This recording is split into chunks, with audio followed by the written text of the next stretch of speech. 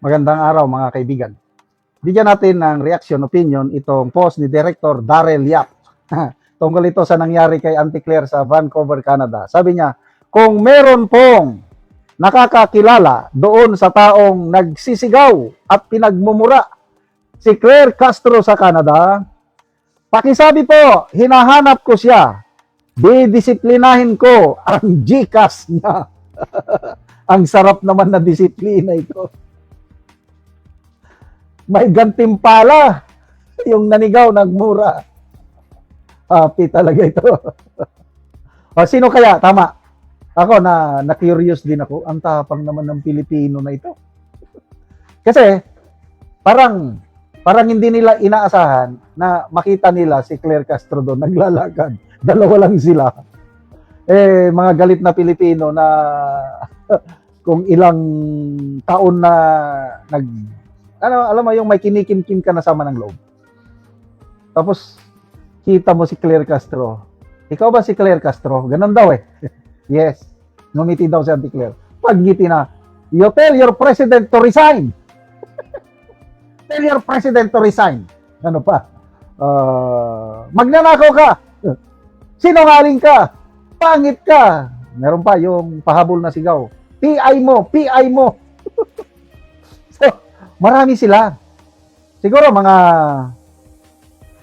nasa more than 5 Pinoys. Grupo sila eh. Palit-palitan ng sigaw kay Auntie Claire. Oh. So, sino kaya yung basahin ko ang mga comments ha? Adrian Pascual, sabi niya, Direk Darrell, sina Eat Abroad. E-A-T, Eat Abroad daw. Oh. Tapos si Juliana Pariscova, ito na yung comedian ano. Direk Darrell Yap, GCash mo ako. Abangan ko si Auntie Claire sa airport. Sigawan ko din. Ito na. Giselle Darua, 3 times ko pinanood tas year. Mas nakakaaliw yung linyahan sa last part. O yung last part, meron na yung pahabol na PI mo. PI ka. Grabe yung last part. Robert Santos, Direk, paglapag pa lang nila dito sa Pinas, 200 FU. Na isisigaw ko. 100 para kay Auntie Claire, 50 kay Lisa Tanas, 50 kay Ngagba. Wala nang suklian yon para may pampasalubong ako na souvenir from Coron. Dalawa. Ito na. Inaabangan. Kulot. Aliw. Sana nilapit niya pa para masaya. Super satisfying po. Sabi naman ni Danny, Direk, i-update mo kami kapag nahanap mo, pasasalamanan natin siya. Ang sarap kasi pakinggan, may kakaibang tunog na nakakapagsaya ng puso at nagsasabing, Hi, salamat, bawing-bawi. Buti na lang may taong gumawa nun kasi deserve na deserve si Auntie Claire. Congrats, Auntie, sa wakas, nasa pool ka din.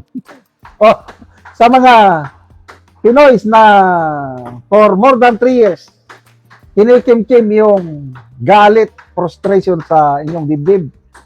Panoorin nyo yung viral na video na yon dahil masasatisfy kayo. Parang kayo na yung sumisigaw. I don't know how will I describe it. Spontaneous na yung ano. I believe hindi yun plinano ng mga Pinoys sa Vancouver. Target of opportunity ang tawag doon. Kalakad lang. Masamang loob nila sa nangyayari sa bayan. Siguro kasama sila sa earlier rally laban kay PBBM sa saan ba yun? Sa Jollibee o sa ano. Tapos natimingan nila sa Auntie Claire. Yun na. Kung ano yung laman ng puso nila, nilabas na nila, magnanakaw, sinungaling, pangit, ibalik ang pera ng taong bayan.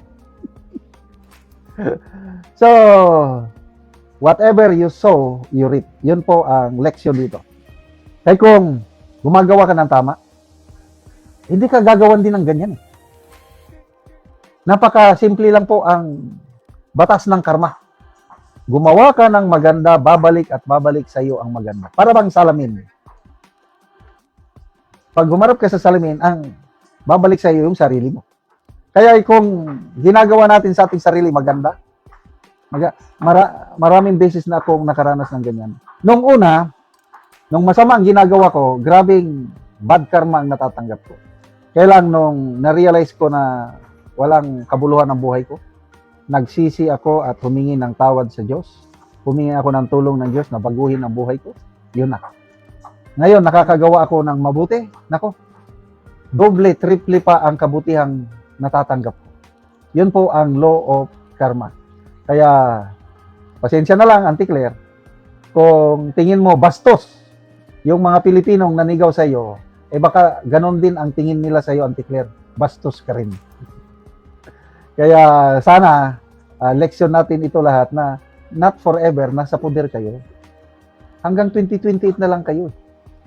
Maliban lang kung tutuloy yung plano nila na ano yun, charter change, term extension, baka matulad ng Marcos Sr. na 20 years. Baka ganon ang inaasahan ni Auntie Claire na magtatagal sila dyan. Kaya, ayun, tuloy lang ang ligaya nila. Salamat mga kaibigan sa inyong pagsubaybay sa channel nito. Nakakatulong kayo ng malaki sa tribong Talandig ng Bukidnon dahil ang income natin sa channel na ito is pantulong po sa tribo. Namimigay tayo ng mga libreng yero at pako para makapagpatayo sila ng mas maayos na tirahan. Panoorin nyo ang video na ito. Karon ni anak ko diri sa gipatindog nga balay sa natabangan na Mugyero. So muna ni ang iyang pag-aatupan karon. O karon mo na ni ang iro nga among gihatag nga ilang iatop karon.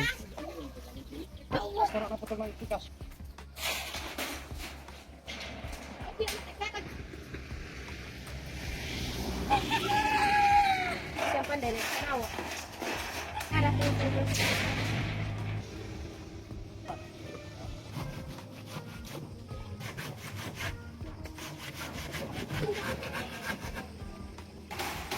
Jadi kita lagi.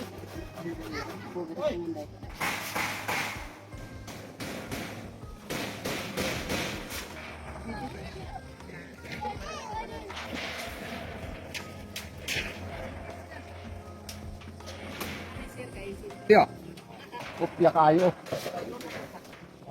Tuloy na.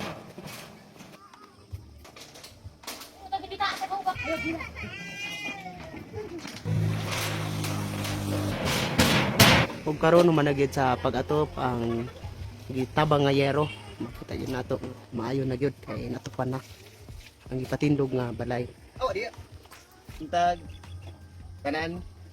Salamat kay sa Ginoo kay tagaan mig sinog langsang. Og salamat pug kayo kay dako na kadigtabang sa mua. Kaya pamilyado na ko. So kuan ka nang asa man ka karon nga puyo? Nako diri sa kong ungangan. Nakikipon lang kag balay. Oo, so karon pagid ka na kabalay. Oh.